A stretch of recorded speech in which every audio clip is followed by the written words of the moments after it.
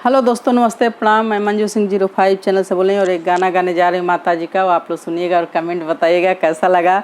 अगर पसंद आएगा तो शेयर, लाइक, सब्सक्राइब जरूर करिएगा प्लीज़। आप लोग से रिक्वेस्ट है कि अपने बीच हमको भी लाने की कोशिश कीजिए, आप लोग सपोर्ट कीजिए हमको भी। सब्सक्राइब आप लोग नहीं करते हैं, बहुत मेहनत लगता है एक वीडियो बनाने में। चलिए। काली काली लट छितरावलू गजब कई दिहलू ये मैया। काली काली लट छितरावलू गजब कई दिहलू ये मैया। गजब कई दिहलू ये मैया, गजब कई दिहलू ये मैया।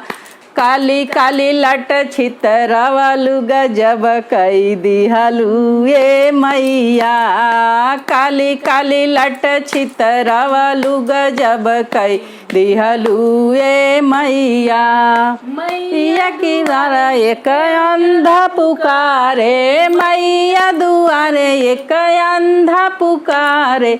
अंधा के आँखी दे दिहलू गजब कई दिहलू ए मैया।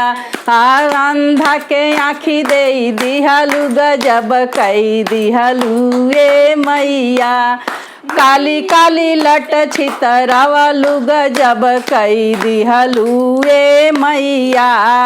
काली काली लट छितरावलू गजब कई दिहलू ए मैया।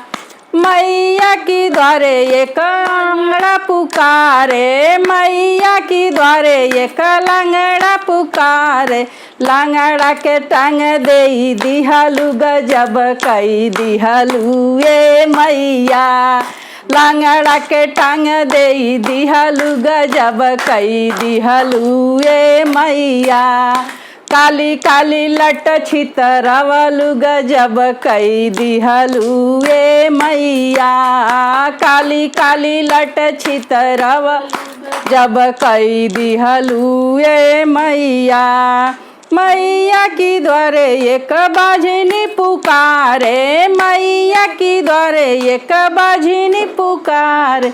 बाझिन के पुत्र दे दिहलू गजब कई दिहलू ये मैया। बाझिनी के पुत्र दे दिहलू गजब कई दिहलू ये मैया।